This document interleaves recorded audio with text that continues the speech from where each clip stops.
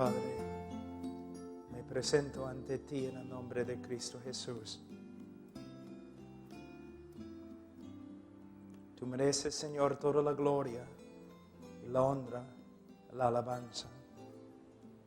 No hay nadie como tú, Señor, en los cielos, ni en la tierra, ni bajo de la tierra.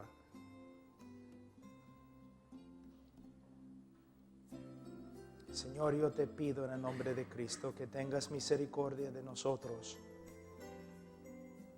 y por medio de la obra del Espíritu Santo que nos enseñes, Señor, de tu palabra, para que seamos conformes a la imagen de Jesucristo, para que seamos siervos útiles, Señor, para tu gloria, para la edificación de la iglesia. En el nombre de Cristo Jesús. Amén. Es un privilegio muy grande para mí estar con ustedes. Hermano Martín habló conmigo acerca de venir y hablar con algunos de los misioneros de allí.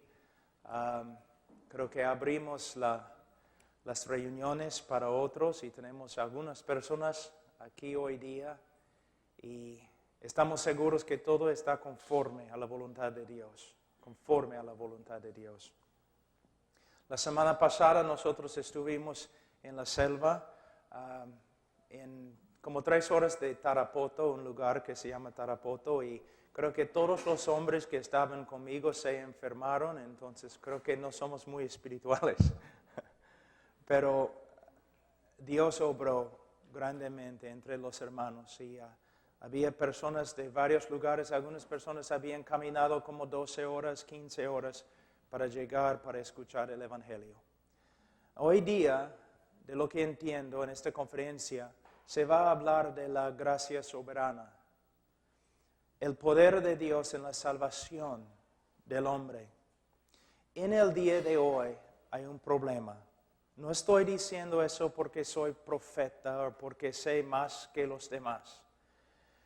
Pero hay un principio bíblico que cuando estudiamos el Nuevo Testamento debemos hacerlo en el contexto de toda la Biblia. También hay un principio de la hermenéutica. La hermenéutica es simplemente el estudio de cómo estudiar la Biblia. Y el principio importante que se aplica aquí en el día de hoy es: siempre debemos hacer nuestra teología en el contexto de la iglesia. ¿Qué significa? Cuando interpretamos la Biblia, ¿no? Tenemos que someternos a la gramática de la Biblia. Algunas personas, una vez un hombre entró en mi oficina, me dijo, empezó a hablar conmigo acerca de Juan 1:1, como en el principio era el verbo, y el verbo era con Dios, el verbo era Dios. Y él me dijo, en griego, pastor, el verbo proviene de la palabra rema. Yo le dije, no. Y abrí mi Nuevo Testamento en griego y le dije, mira, la palabra verbo proviene de la palabra griega logos. Y él dijo, no me importa lo que me digas porque el Señor me ha dicho en un sueño. Entonces tenemos que someternos a la gramática de las Escrituras. Pero a la vez tenemos que aprender de la historia. Cuando interpretamos un texto, debemos comparar nuestra interpretación con las interpretaciones de otros, no solamente en nuestra cultura, sino debemos comparar nuestras interpretaciones con las interpretaciones de los demás hermanos a través de la historia de la iglesia. Si todos están de acuerdo, pero no están de acuerdo con nosotros, probablemente nosotros nos hemos equivocado. Bueno, en el día de hoy vemos algo muy importante. El evangelio moderno que se predica, y mayormente el evangelio que ha venido de los Estados Unidos, no está de acuerdo con el evangelio de la historia de la iglesia. Hay grandes problemas. En los últimos 100 años podemos ver grandes cambios. El evangelio glorioso de nuestro Señor Jesucristo ha sido reducido a 4 leyes espirituales. o 5 cosas que Dios quiere que sepas. Hemos reducido el Evangelio a un rito. Les voy a dar un ejemplo. Nos acercamos a una persona y decimos, Señor, la Biblia dice que eres pecador. ¿Sabes que eres pecador? Si la persona dice sí, entonces la próxima pregunta, ¿quieres ir al cielo? Si la persona dice sí, quiero ir al cielo, entonces la próxima pregunta, entonces ¿quieres orar para pedir a Cristo que entre en tu corazón? Si la persona dice sí, entonces oramos con él y después de la oración preguntamos, ¿te salvó Dios? Si la persona dice, bueno, no estoy seguro, entonces decimos, por supuesto te salvó porque Él prometió salvarte.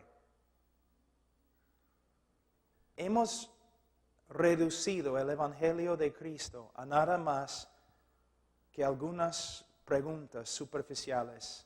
Y si una persona contesta bien, lo declaramos salvo. Pero no es el Evangelio. Primeramente, si tú dices a una persona, ¿sabes que eres pecador? Si dices sí, no significa nada.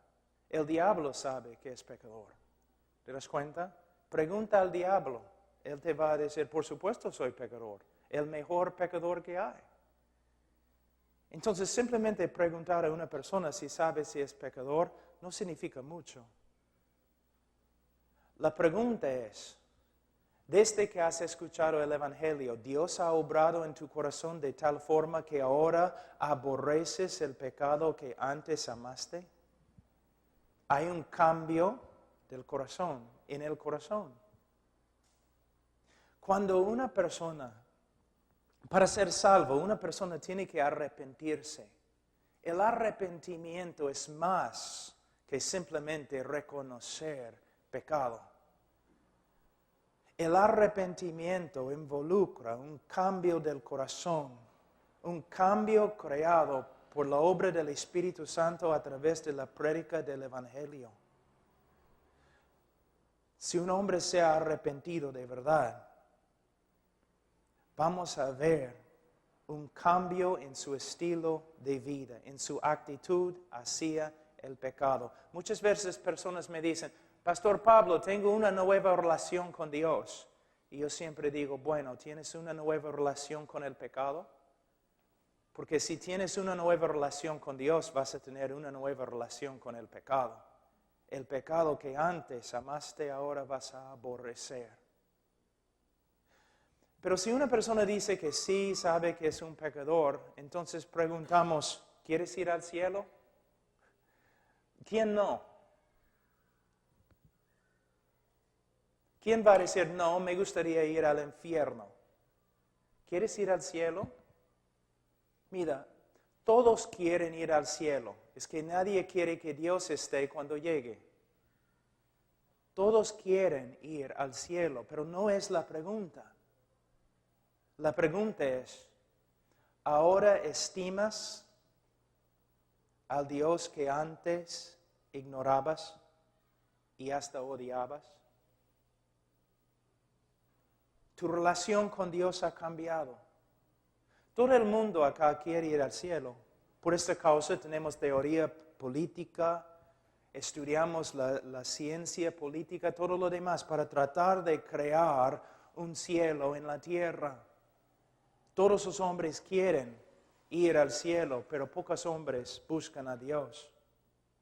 Entonces la pregunta no es, ¿quieres ir al cielo? La pregunta es, ¿Dios ha obrado en tu corazón de tal forma que ahora puedes entender algo de su valor y tienes un nuevo deseo de buscarle? Si una persona dice que es pecador y si una persona dice que sí quiere ir al cielo, mayormente en el evangelismo en el día de hoy preguntamos, ¿quieres orar para que Cristo entre en tu corazón? Bueno, hay un problema ahí porque no hay ningún texto en la Biblia que sostiene una pregunta así. No hay, no existe. Vamos a Marcos un ratito. Esa es solamente una introducción, no es la prédica, pero quiero que quiero que vean el problema. Marcos 1, 15 o 14, vamos a decir. Después que Juan fue encarcelado, Jesús vino a Galilea predicando el evangelio del reino de Dios, diciendo, el tiempo se ha cumplido y el reino de Dios se ha acercado. Ahora, ¿quién quiere que yo entre en su corazón?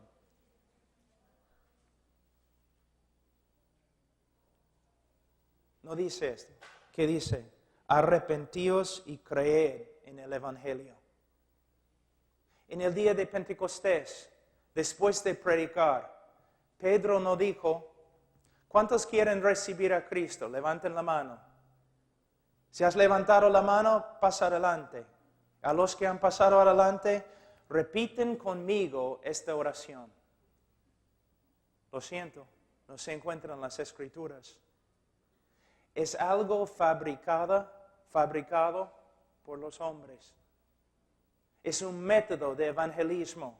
Y por causa de este método de evangelismo, 65% de las personas en los Estados Unidos se creen cristianos. Cuando mayormente los teólogos dirían que entre los que confiesan a Cristo, menos que 10% de verdad son cristianos. Es como una fábrica produciendo creyentes falsos. ¿Por qué? El evangelismo que practicas, ¿dónde aprendiste tu método? De otra persona que practicaba el mismo método, de otra persona, de otra persona, de otra persona, pero no de las Escrituras.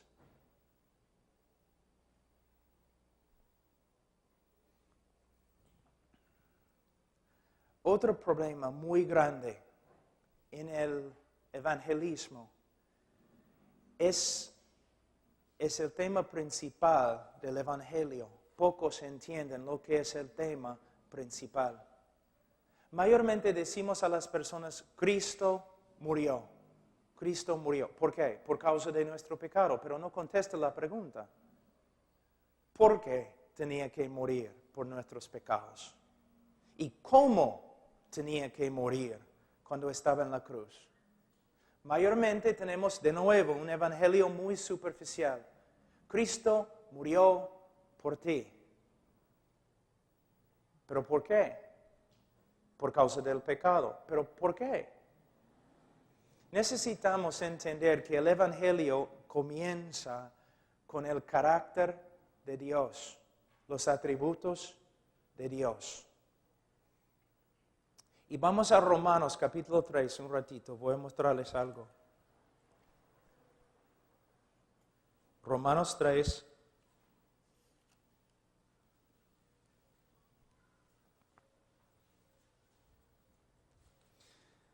En versículo 25, hablando de la persona de Jesucristo, las Escrituras dicen, a quien Dios puso como propiciación por medio de la fe en su sangre para manifestar su justicia a causa de haber pasado por alto en su paciencia los pecados pasados, con la mira de manifestar en este tiempo su justicia a fin de que Él sea el justo y el que justifica al que es de la fe de Jesús. Muchos teólogos han dicho que este texto es el texto más importante en toda la Biblia. Y de hecho, si no entiendes este texto, sería muy difícil predicar el Evangelio. ¿Qué está diciendo Pablo? Él habla de una palabra muy importante, propiciación. ¿Sabe lo que es? Él habla de la necesidad de que Dios sea justo y el que justifica al pecador. Aquí podemos ver la parte principal de lo que es el Evangelio. ¿Por qué Cristo tenía que morir y cómo tenía que morir? Primeramente, tienes que ver algo. Si Dios es justo, Él no puede perdonar. Si Dios es justo, Él no puede perdonar. Les doy un ejemplo, es un ejemplo que doy siempre. Vamos a decir que alguien ha matado a toda tu familia y tú capturas a la persona que ha asesinado a tu familia y lo lleves a la policía. Y la policía presenta al asesino al juez. Y el juez mira a la persona que ha matado a toda tu familia y dice, soy un juez lleno de amor, por eso te perdono. Te perdono. Vete. ¿Cómo vas a responder? Tú vas a decir que el juez es más corrupto que los mismos criminales a los cuales él da libertad. Tú vas a escribir el presidente, el Congreso, quizás vas a llamar el periódico para quejarte acerca de un juez tan corrupto como él. ¿Por qué? El juez tiene que hacer justicia. Si un juez no hace justicia, no es un juez justo. Dios es el juez de toda la tierra. Él no puede simplemente perdonar al pecador. Antes que Él puede perdonar, Él tiene que satisfacer su propia justicia. Alguien tiene que pagar. Tú dices, claro, Cristo tenía que pagar, pero ¿cómo? En el mundo hispano hay algo que yo he dado hay algo que llamo el evangelio romántico. Es un evangelio que no tiene mucho que ver con las Escrituras. Presenta a Jesús como un mártir. Habla siempre de todo lo que los romanos y todo lo que los judíos hicieron a Jesús en la cruz. Habla tanto de estas cosas que uno tiene que pensar, bueno, entonces somos salvos por medio de lo que los hombres hicieron a Jesús. Somos salvos porque ellos lo clavaron a una cruz. Somos salvos porque le golpearon. Somos salvos porque traspasaron su corazón con una lanza. Entonces, por medio del sufrimiento de Jesús causado por los hombres, Dios nos justificó. Dios satisfizo la justicia por medio de lo que Jesucristo sufrió a las manos de los hombres. No. El sufrimiento causado por los hombres tiene mucho que ver con nuestra redención. Pero lo que tienes que ver es lo siguiente. Isaías 53:10. Isaías 53:10. ¿Qué dice?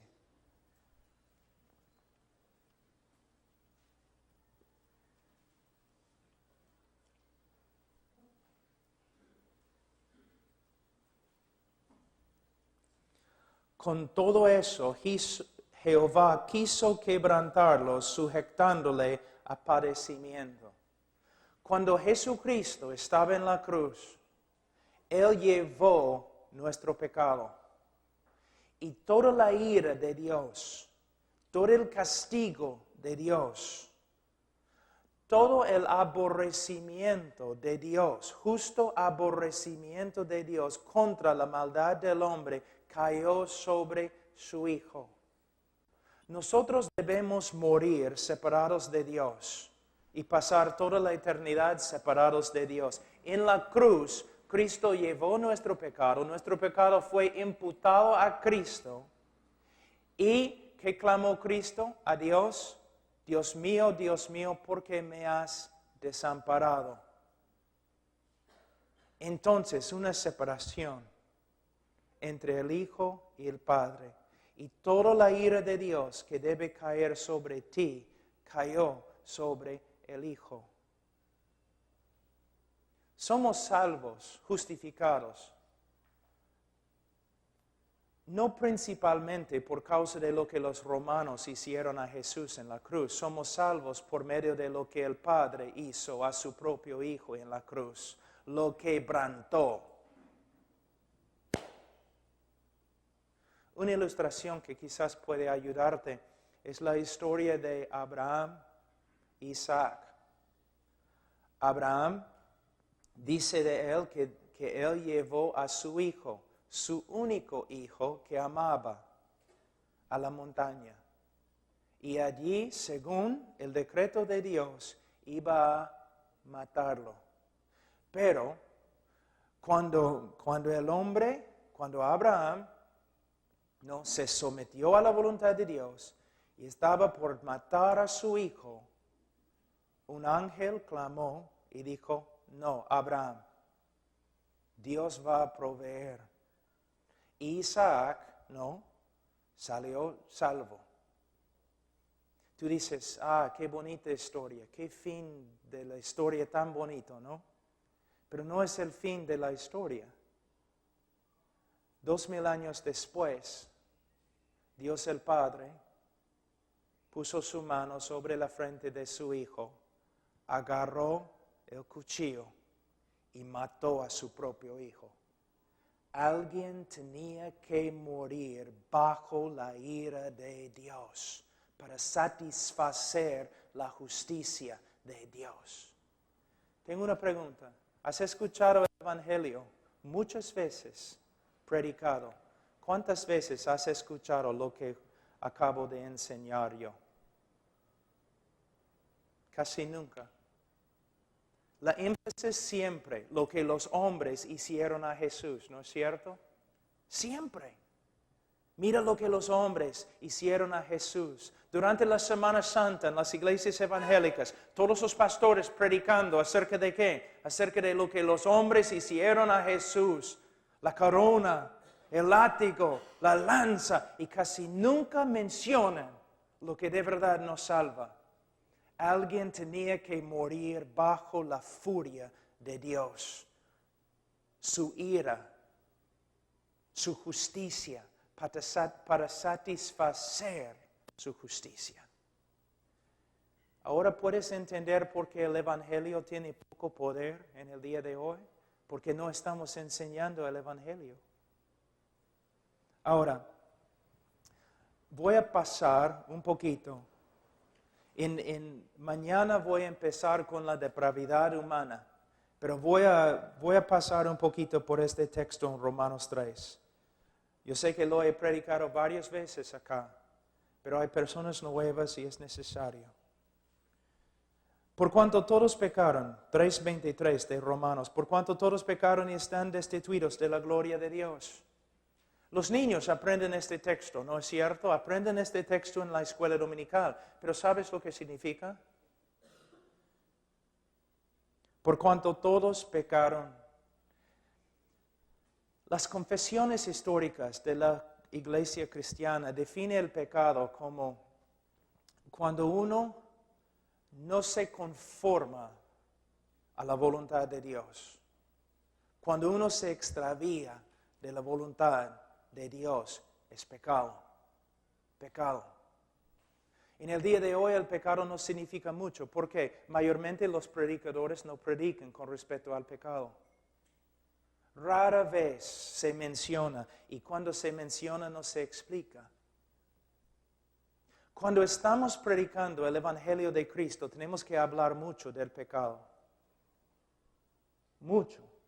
¿Por qué? Porque el hombre tiene que entender que está perdido antes que va a buscar la salvación. Voy a usar el apóstol Pablo como un ejemplo. El libro de Romanos no es una teología sistemática, pero tiene, ¿no?, algunas características de una teología bien ordenada, casi sistemática. Pablo iba a ir a la iglesia en Roma y luego iba a ir a España, y él está enviando una carta para enseñarles lo que él creía. Fíjate. En los primeros 3 capítulos del libro de Romanos, ¿qué hace Pablo? Él lucha bajo la inspiración del Espíritu Santo y con toda su fuerza intelectual, él lucha para lograr una cosa: condenar a todo el mundo. ¿De verdad? Condenar a todo el mundo. 3 capítulos dedicados ¿a qué?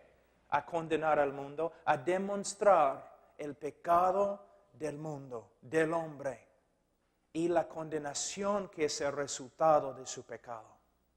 Y termina aquí en capítulo 3, puedes decir aquí, Versículo 19, pero sabemos que todo lo que la ley dice, lo dice a los que están bajo la ley, para que toda boca se cierre y todo el mundo quede bajo el juicio de Dios. No podemos tratar el pecado ligeramente como se hace en el día de hoy. ¿Te das cuenta? La mayoría de las iglesias crecen porque hablan de victoria, milagros, prosperidad, dones, un montón de cosas. Pero están haciendo igual como los falsos profetas en el libro de Jeremías, paz, paz, cuando no hay paz. Gente que está hablando de sus dones, sus milagros, su victoria, su prosperidad, mientras viven en pecado. Sus hogares son un desastre. Hablan, caminan, se portan como diablos. Muchas personas en el día de hoy que están en las iglesias evangélicas ni son salvas. Y una de las razones por las cuales no son salvas es porque los predicadores no están predicando el evangelio. Tenemos que enfrentar al hombre con su pecado. No debemos ser hombres enojados, ni con espíritus críticos, ni nada así. Pero si amamos a los hombres, tenemos que hablarles de su pecado. Y tenemos que luchar, como el apóstol Pablo, para exponer su pecado, para manifestar su pecado, para que puedan ser sanos después. Mi mamá murió hace 2 años de cáncer, 1 año y medio. Yo recuerdo cuando fuimos al médico, era un buen médico. Y él, yo podía ver cuando entraba en el cuarto, él estaba un poco preocupado y triste. Y por fin se acercó a mi mamá y dijo, señora, usted tiene cáncer. Y si no operamos ahora mismo, usted va a morir. Y aunque no hacemos todo lo posible, es todavía posible, probable que vas a morir. Ahora, fue muy difícil, ¿no? El médico tuvo que hacer algo muy difícil, enfrentar a mi mamá con su problema. Pero si no lo hubiera hecho, habría sido un médico inmoral. Inmoral. Si él dice, no, tengo miedo, no quiero hacerle daño, ella se va a ofender, no puedo decirle que tiene cáncer. Bueno, si no vas a decirle que tiene cáncer, no puedes salvarla. De la misma forma, mira, la vida cristiana en el día de hoy ha llegado a ser nada más que un circo. Las iglesias como un circo. Gritos, cantos, milagros, personas cayendo al suelo, un montón de cosas. ¿Dónde está el evangelio? ¿Dónde está el evangelio de Cristo? Pero aún en las iglesias bautistas, hablando de un montón de cosas, métodos de evangelizar, métodos de hacer misiones, un montón de cosas, pero no predicamos el evangelio. Y el evangelio que predicamos es una versión muy reducida que no tiene poder. ¿Qué debemos hacer? Debemos seguir el ejemplo del apóstol Pablo. Debemos usar las escrituras para exponer, para manifestar el pecado de los que nos oyen. Pero también no solamente debemos hablar del pecado, pero debemos hablar de la solución, que es la gracia de Dios. La gracia de Dios. Que la salvación no es por medio de las obras, sino por medio de una obra de Dios, por medio de la gracia. En versículo 23 dice, por cuanto todos pecaron y están destituidos de la gloria de Dios, siendo justificados gratuitamente por su gracia. Gratuitamente. Todo el mundo en el día de hoy habla de la justificación. La religión siempre habla de cómo puede un hombre tener una relación con Dios. El judío dice, por medio de amar la ley, por medio de guardar la ley. El musulmán dice básicamente lo mismo con otro libro. El cristiano es totalmente diferente. Les voy a dar un ejemplo. Nos acercamos a un judío y decimos, Señor, si usted muriera ahora mismo, ¿dónde iría? Bueno, al cielo. ¿Por qué? Porque amo la ley de Jehová y soy buena gente. Yo guardo la ley, pues. Ya. Señor musulmán, si usted muriera ahora mismo, ¿dónde iría? Al cielo. ¿Cómo? ¿Por qué? Bueno, amo el Corán y guardo las leyes del Corán. Doy limosnas, visito a los lugares santos, voy a ir al cielo. Pero llegamos al cristiano. Cristiano, si murieras ahora, ¿dónde irías? Al cielo. ¿Por qué? Bueno, nací en pecado, he violado todas las leyes de Dios y merezco el infierno. Y decimos, pero cristiano, un ratito. Los otros dos entiendo. Ellos dicen que deben ir al cielo porque merecen ir al cielo por medio de sus buenas obras. Pero tú me dices otra cosa. Tú me dices que vas a ir al cielo aunque merezcas al infierno. ¿Cómo puede ser? Y el cristiano responde, yo voy a ir al cielo basado en los méritos de otro, mi Señor Jesucristo. Pero una persona no puede aún empezar a apreciar la gracia a menos que entienda algo de su depravidad. Otra noche en la selva, estábamos ahí en ceja de selva, entonces la parte alta de la selva. Y durante el día, calor, calor, calor. Y tú puedes mirar al cielo y no hay ninguna estrella, no puedes ver una estrella. ¿A dónde fueron las estrellas? ¿Se escondieron? ¿Por qué no podemos ver las estrellas? Pero en la noche sí, puedes ver las estrellas. ¿Por qué?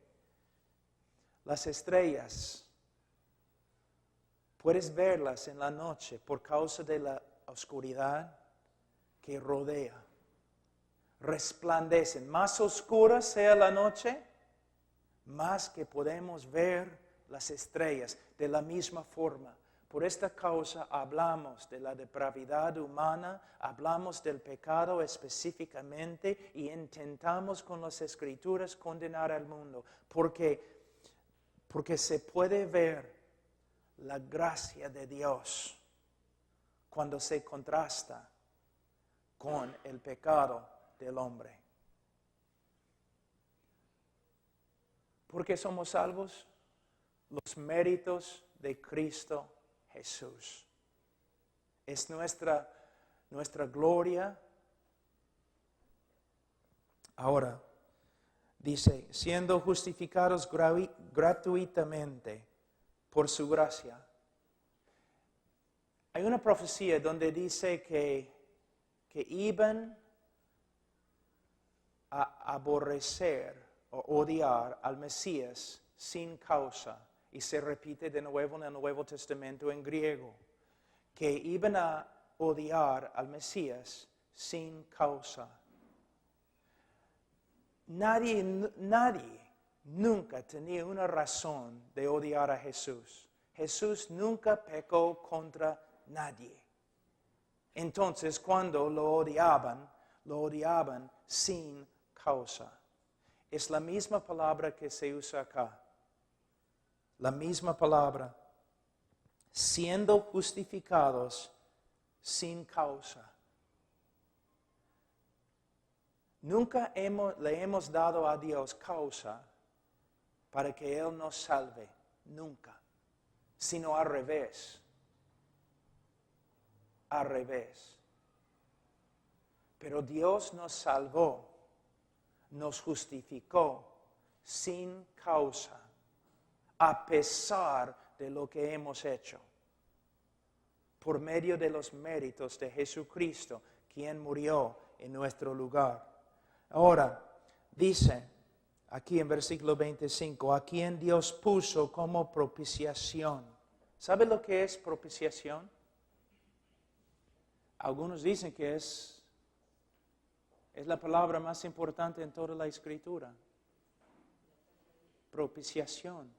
Se refiere a un sacrificio, pero un sacrificio que satisface la justicia de Dios para que Él pueda perdonar al hombre sin ser injusto.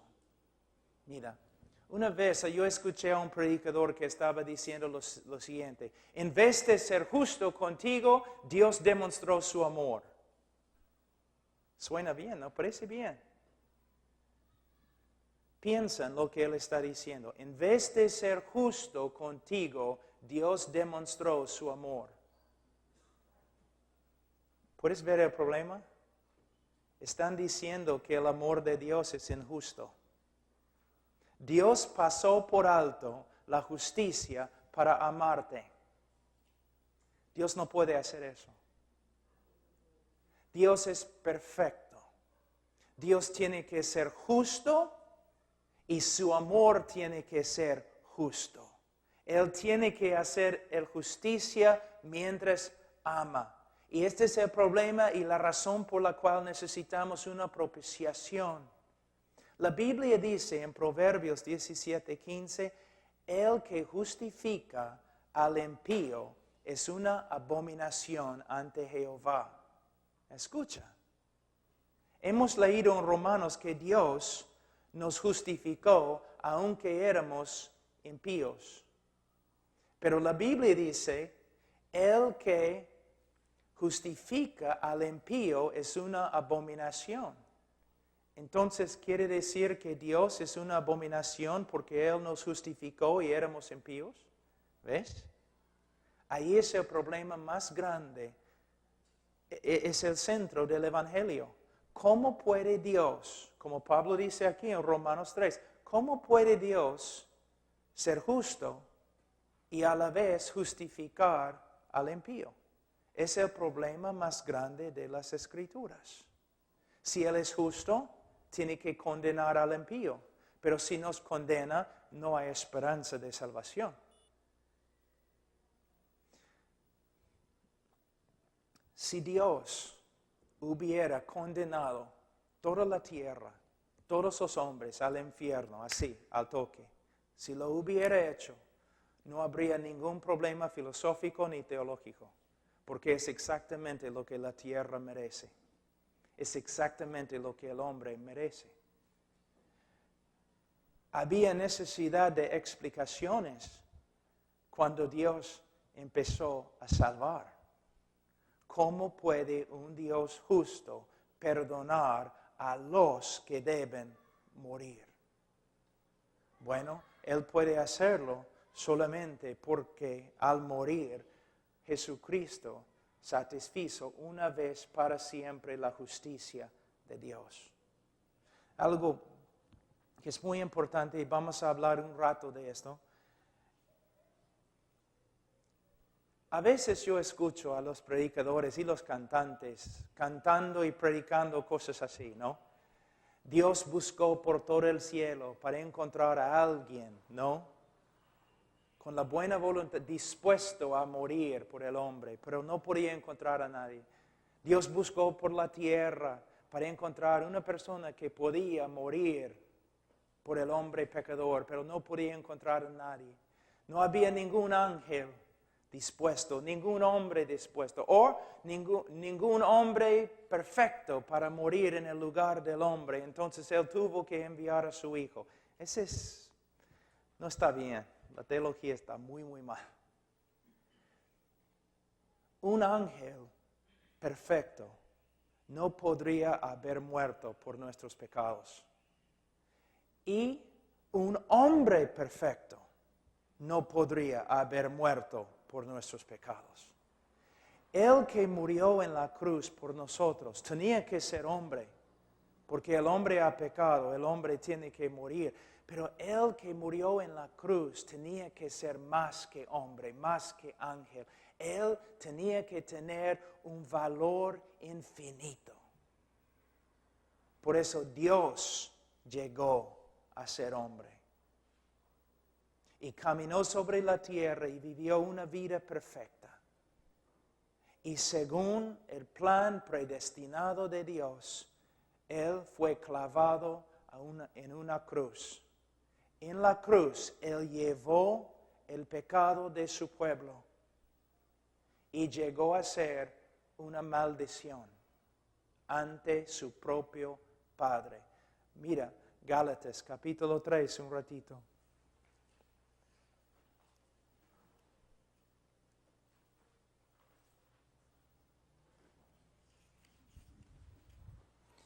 Gálatas 3, 10. Porque todos los que dependen de las obras de la ley están bajo maldición, pues escrito está, maldito todo aquel que no permaneciere en todas las cosas escritas en el libro de la ley para hacerlas. En el día de hoy, en muchas iglesias, una maldición significa, bueno, uno se enferma o uno no prospera económicamente. No hay ninguna palabra en ningún idioma que puede describir cuán horrible es ser bajo una maldición.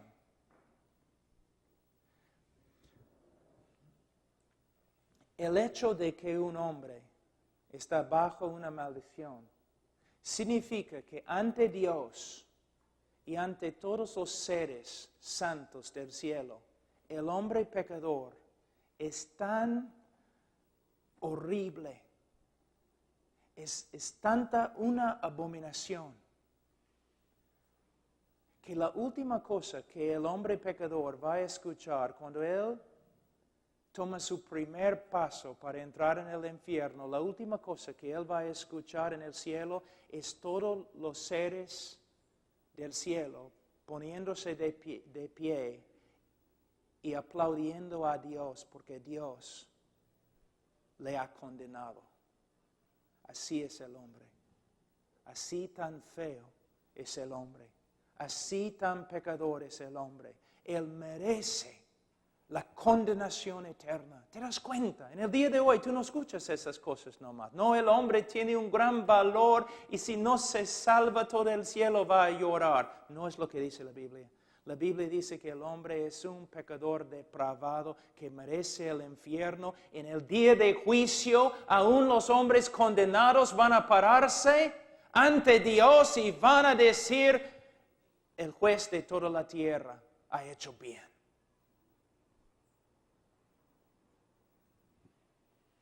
Pero la Biblia dice en versículo 13, Cristo nos redimió de la maldición de la ley, hecho por nosotros maldición.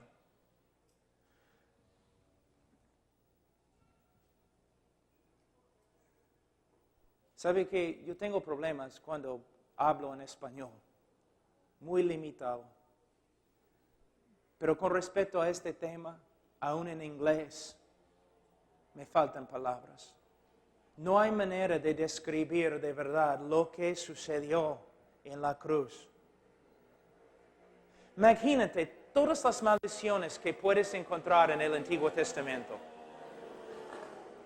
Todas las maldiciones que existen allí. Y de ahí ponerlas sobre Jesús. Lo contrario de todas las bendiciones que se encuentran en el Antiguo Testamento sobre Jesús.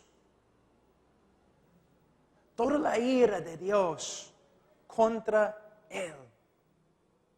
Cuando Él estaba en Getsemaní, Él oró 3 veces, que pase esta copa de mí. Yo sé lo que los predicadores dicen en el día de hoy. ¿Cuántas veces he escuchado a los predicadores? Sí, la copa.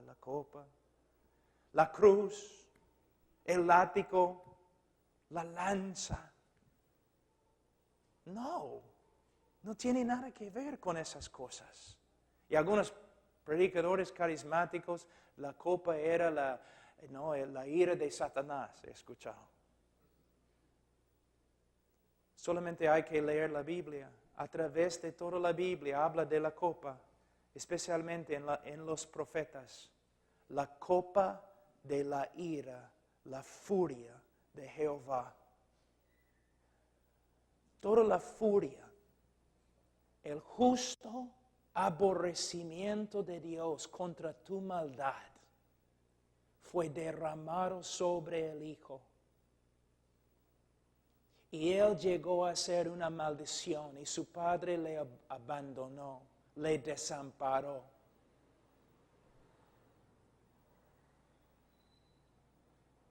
Por eso cuando dijo consumada es, habréis cancelado, pagado por completo, una vez para siempre. En la cruz, Él satisfizo la justicia de Dios, pagado. Y ahora Dios puede perdonar al impío y a la vez ser justo porque pagó por sus crímenes con la sangre de su propio Hijo. ¿Cuándo es la última vez que escuchaste estas cosas en una prédica, en una iglesia? Cristo muriendo, aplastado, quebrantado bajo la ira de su Padre por causa de nuestra maldad. Ahora puedes ver que el Evangelio que se predica en el día de hoy, 4 leyes espirituales, 5 cosas que Dios quiere que sepas, prédicas superficiales, ahora puedes ver que no es el Evangelio. Es una reducción que no tiene nada de poder. Ahora, esta es una introducción. Vamos a enseñar esta semana en esta pequeña conferencia algunas cosas. Son cosas que siempre se encuentran en la historia de la iglesia. Vamos a hablar de lo que Dios ha hecho a través de la cruz del Calvario. Vamos a hablar de las verdades de la Reforma. Martín Lutero, Calvino, los puritanos, los bautistas, Jonathan Edwards, Jorge Whitfield, Jorge Mueller, Carlos Spurgeon, todos esos hombres. Si tú vas a la librería, tú vas a leer acerca de todos esos hombres, como Dios los usó grandemente. Pero hay un problema, nadie habla de su teología. Todos hablan de cómo Dios los usó para cambiar al mundo. Pero casi no hay ningún libro acerca de lo que ellos creían. ¿Por qué? Porque lo que ellos creían contradice lo que predicamos en el día de hoy. Todos reconocen, por ejemplo, que Carlos Spurgeon, ¿no? Todos. El más grande predicador que ha vivido en la tierra desde los apóstoles. Pero ¿por qué no predicamos lo que él predicaba? Jonathan Edwards, teólogo quizás más grande desde, quién sabe, ¿no? Por lo menos él, Calvino, Lutero, los grandes, ¿qué creían? ¿Una vez has pensado? Porque no creían como nosotros en el día de hoy. Hudson Taylor, el famoso misionero a China, ¿qué creía? Porque tenía otro evangelio que nosotros en el día de hoy. Jorge Mueller, el grande hombre de la fe, ¿qué creía? Diferente que nosotros en el día de hoy. Su evangelio era diferente. Lo que estoy diciendo es que si estamos aquí para enseñar cosas nuevas, no vale. No tiene ningún valor. Si un predicador te dice que tiene una revelación nueva, corre.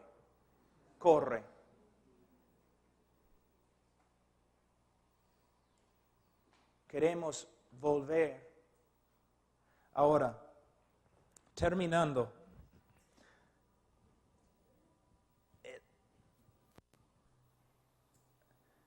Hermanos, no estamos hablando de tenemos diferencias con respecto a los dones. O tenemos diferencias con respecto a el bautismo, aunque sea muy importante el bautismo. Lo que estamos diciendo es que en el día de hoy Los mismos evangélicos no están predicando el evangelio que se predicaba solamente hace 75 años atrás. Y por eso, mira, ¿no? Tienes tus campañas evangelísticas, ¿no es cierto? Un evangelista viene, cánticos y un montón de cosas, es un gran show y él predica y 100 personas reciben a Cristo durante la semana, pero domingo ninguno de ellos llega a la iglesia. ¿Por qué? Tenemos que cambiar nuestro método. Bueno, mejor decir, tenemos que cambiar nuestra teología. Tenemos que volver a las Escrituras. Vamos a hablar de la depravidad humana. ¿Por qué? Toda la batalla se gana o se pierde ahí. Tenemos que reconocer que el hombre está muerto espiritualmente y que él puede ser salvo solamente por medio de una obra sobrenatural del Espíritu Santo a través de la predicación del Evangelio.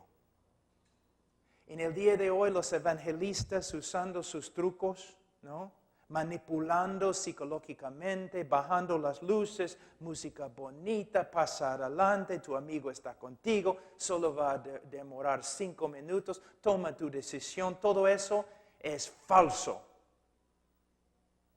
Son métodos usados por niños que no saben lo que es la palabra de Dios, el evangelio o el poder de Dios.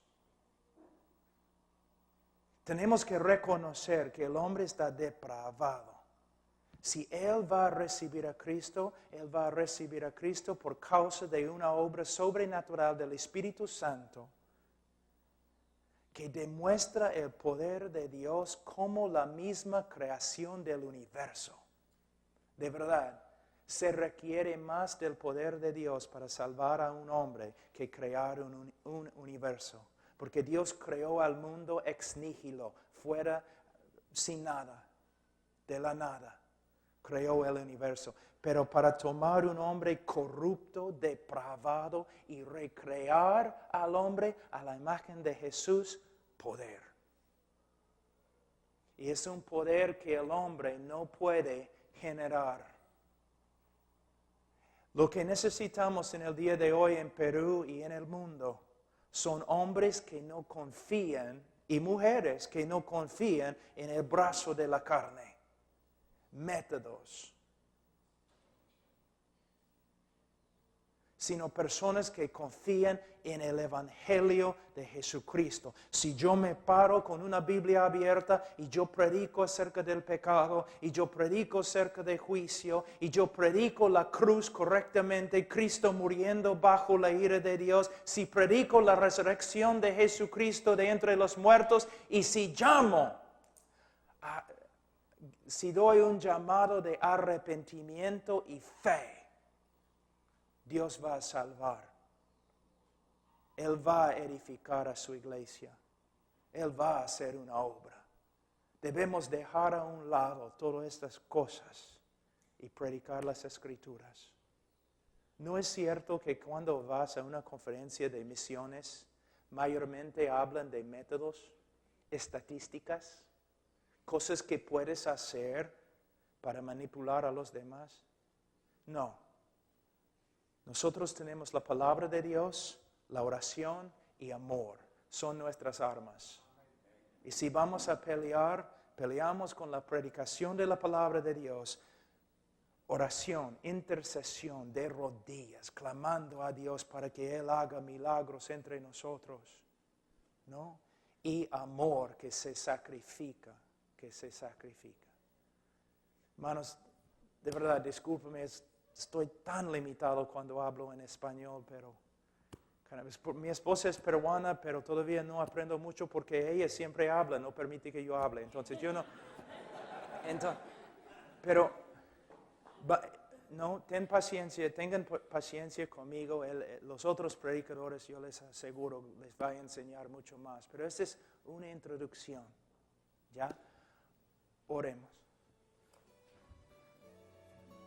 Padre Santo, te doy gracias. Te pido, Señor, en el nombre de Cristo,